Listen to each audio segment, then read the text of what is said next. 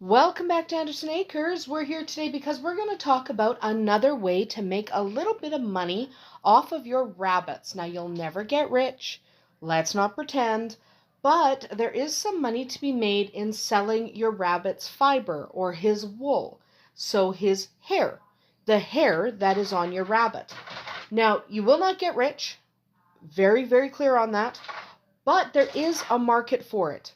Now, in order to raise a rabbit for its wool, you have to have a rabbit that has wool. Okay, so there are really only three breeds. There's the Angora rabbit, gorgeous, gorgeous creature. Okay, this is the premier rabbit. If it just ignore Gemini making all that noise in the background, but the Angora is the rabbit that absolutely has that best fiber. That's the rabbit you want to use if you are going to raise rabbits specifically for their wool. Now, there are two other breeds. You can also raise the American Fuzzy Lop or the Jersey Woolly. Both have wool.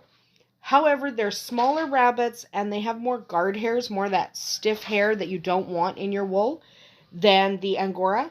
So they are less profitable.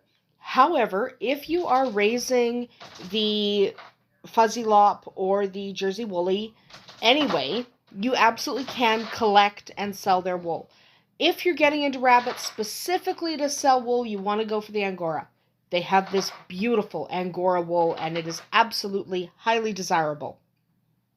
It's just like sheep or alpaca wool in that it can be spun, dyed, all that kind of good stuff. It is top drawer. It's called top drawer in the fiber market because it is just absolutely fantastic stuff. All right, absolutely fantastic. Angora rabbit wool is one of the softest, plushest, silkiest fibers in all the world.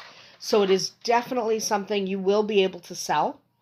Angoras are calm and they make lovely pets and they're really, really easy to handle. Gemini, if you could stop the nonsense. No? Lots of nonsense? Fine. Anyway, so Angoras themselves are friendly, make good pets. They're really easy to handle.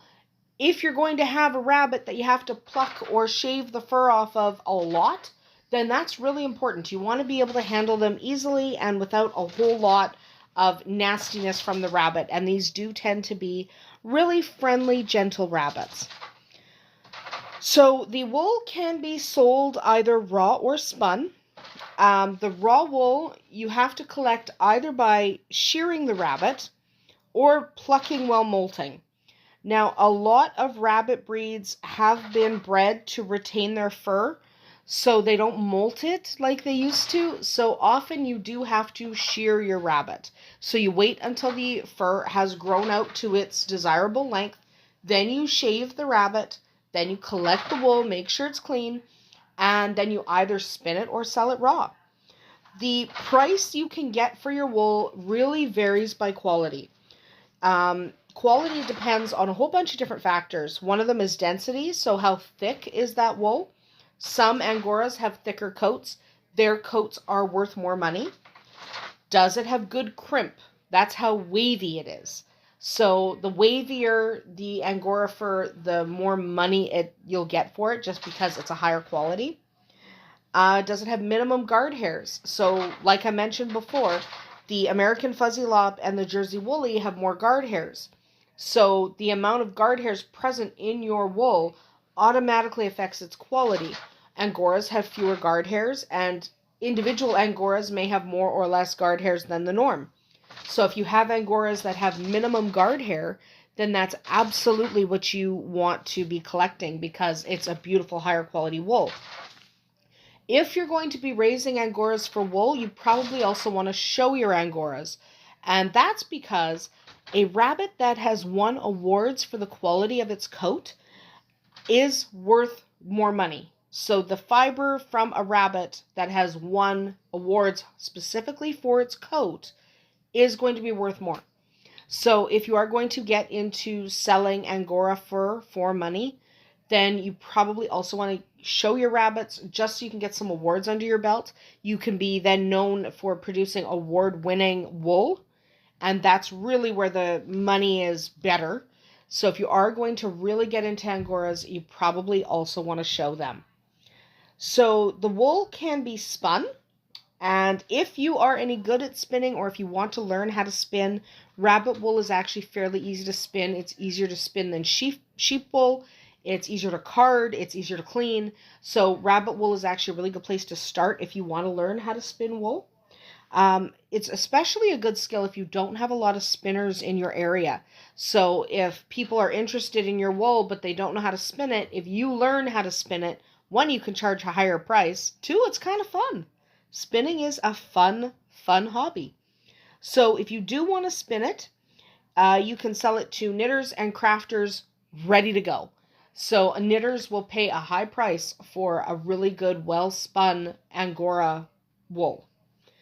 You can sell it to yarn clubs, craft or yarn stores. They'll love it because, one, it's local. Two, it's humanely harvested. As long as you're gentle with your rabbits, it is considered humanely harvested.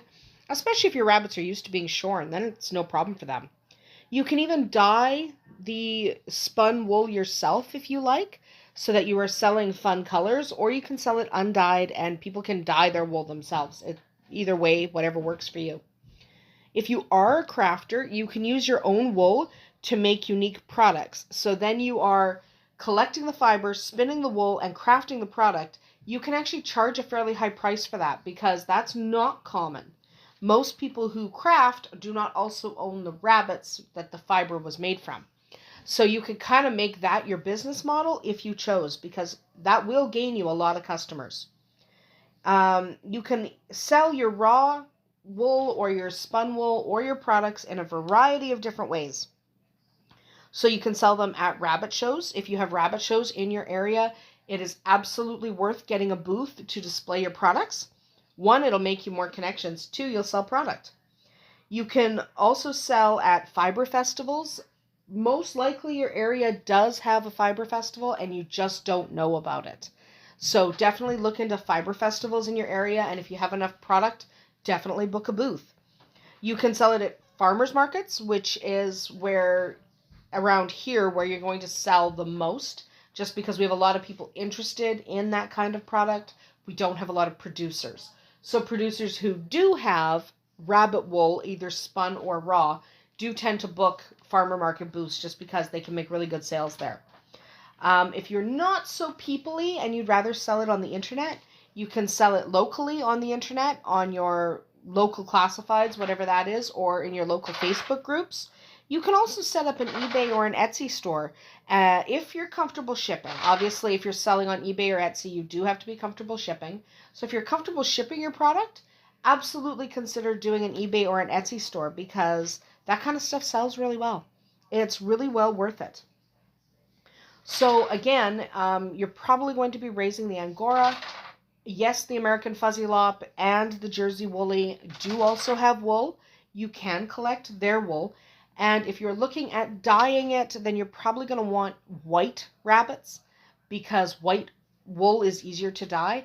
Though you can certainly have other colors, and you can certainly collect their wool and just leave it raw and spin it that way. There is a market for that. Some people really like it natural, raw, and undyed. So if you're looking at undyed wool and you don't want white, then you need rabbits that are not white to do that. Either way, there is quite the market for these kind of things. So definitely take the time to look into that and decide if you're willing to put up with the hair. Because, fair warning, fiber breeds shed like the dickens. Yes, you want the fur, but it can also get kind of annoying. Anyway, that is about it for us here today at Andersen Acres. We'll see you tomorrow.